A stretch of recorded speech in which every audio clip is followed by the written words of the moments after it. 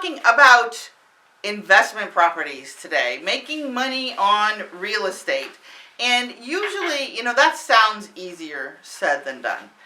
There's always challenges when it comes to purchasing real estate. If you are buying a rental property that you plan not to live in and you need a mortgage, the mortgage rate is going to be higher than if you are buying an owner-occupied property. And I'm going to tell you, please, please, please, do not lie to your lender. That's called mortgage fraud. And we have a lot of investors who say, oh yeah, I'm going to live in it, I promise. And then they don't. Well, guess what? If you get caught, there are some really serious penalties. And if you tell me your real estate, I am a licensed real estate agent. If you're going to lie to your lender, who is also licensed, and I know about it, I'm going to tell your lender. I'm going to tell on you. I'm sorry. We cannot go down that road. I would lose my license, and that's not the kind of person I am. If you're gonna work with Michelle Sloan, you have to understand that I am going to always tell you the truth as I know it. And it's so important because my job is to keep you out of trouble as best as I can. And with 20 years of experience, I have seen trouble. I've had sellers tell me that they are not going to sell their home to a minority.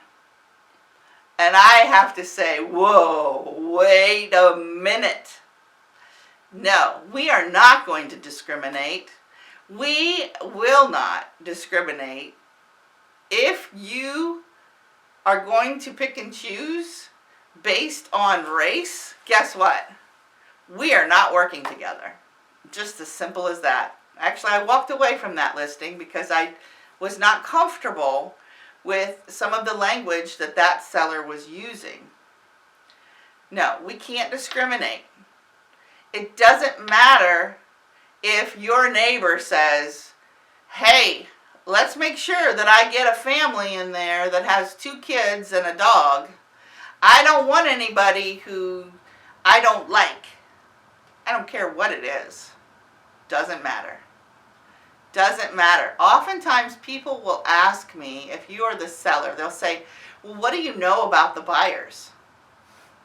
I don't know. And frankly, I personally don't care. As long as they have money in order to purchase the property, that is my only concern. And it should be your only concern as well. So there's a lot of things that, as a real estate agent, as a licensed real estate agent, as an ethical real estate agent, I hope that you would want to work with someone who is going to be 100% open and honest with you, who's not going to sugarcoat the truth. If I tell you your home is worth $350,000 and you tell me I need $400,000 in order to buy this next house, unfortunately, your need doesn't outweigh what your home is worth. Now, am I going to try my darndest to get you the price that you want? Yes, of course. That's my job. If I'm representing you as a seller, I want the highest price possible for you. But on the other hand, if I'm working with the buyer, I want to get the best price possible for a buyer. That's why it's important that buyer's agents are working with buyers. Sellers agents the listing agents are working with sellers, so that, everybody feels like it was a fair transaction. And a fair transaction is what that's the ultimate goal. Is a transaction that is fair for the seller and it is fair for the buyer. Everybody walks away as happy as possible. It's an extremely stressful way to do business because oftentimes, for example, there was a homeowner who had lived in their home for 40 years. How long have you lived in your home? Actually, I've lived in my home 25 years. But if you live in your home for a length of time, you have grown an attachment, an emotional attachment to your property. I understand that. I really, really do. So with that emotional attachment, I will empathize with you in wanting the best for you, wanting the best for a buyer who is looking for an opportunity. So many buyers today have put offers on more than one property, and they're starting to get beat down a little bit. I've had one buyer, I had the listing, the buyer's agent said, oh my gosh, this house is perfect for my clients. They have lost 3 other offers. They were in second place. They were basically the bridesmaid in 3 other offers that they made. They are moving here from out of town. Their stuff will be here and they need a home desperately. Their job is starting soon and they need a home. They want this home. And I said, well, certainly give us the best offer that you can. But that can't make a huge impact on whether or not a seller chooses you as the buyer of this property. Well, it did work out that this buyer did end up getting the home. They're so excited.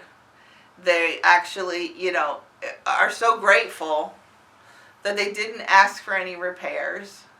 And so, everybody's happy. The buyers are thrilled. They got the house that they need in the time frame that they needed it. The seller was happy. They got the price that they needed. The buyers weren't being real picky because they're like, this is our house. We are not going to walk away from this property. I have so many stories like this in that today, more than ever, if you're planning to invest in real estate, it is important for you to understand that there are multiple challenges. Even for sellers, you can't just put your home in the market and not pay attention to the condition of your home, the cleanliness of your home, the price of your home. If you price your home too high and we don't get showings, your house is going to sit. And the longer that it sits, the more potential buyers may think there's something wrong with it. So those are the kinds of challenges. And if you're working with an experienced agent, that's so important to know what the challenges are today. All right, so return on our investment in real estate. Certainly the property appreciation we talked about. We talked about tax benefits of owning more than one home. Cash flow. Remember, you do have to think about, though, repairs. If you own more than one home, there's a good possibility that life sometimes just has a way of raining down piles of poo. It's just how it is. So, in one of the properties that you own, maybe the AC is going to go out. And then in another property that you own, maybe let's say the refrigerator goes out. And so then you're looking at, okay, maybe $5,000 for an AC, a couple $1,000. You're $7,000 in debt just like that when you own a property. So you have to have a nest egg. That's so very important. If you live your life paycheck to paycheck, buying an investment property may sound like a way out, but it may also be a way that you could lose your butt. And I say that with all due respect. You don't want to get into this business if you don't have a bit of a nest egg. So you want to have that, you want to have a little bit of a nest egg in order to catch you if something happens, if major repairs are needed, if you have a leak in your roof, or you need a new roof, and the insurance is not going to pay for that. Insurance companies are going to be very, very tight on replacing roofs that are 10, 15, 30 years old. So you have to understand that getting into real estate, there is a good, bad, and ugly. There's a lot of benefit. There's a lot of ways that you can make money in real estate, but you have to be realistic.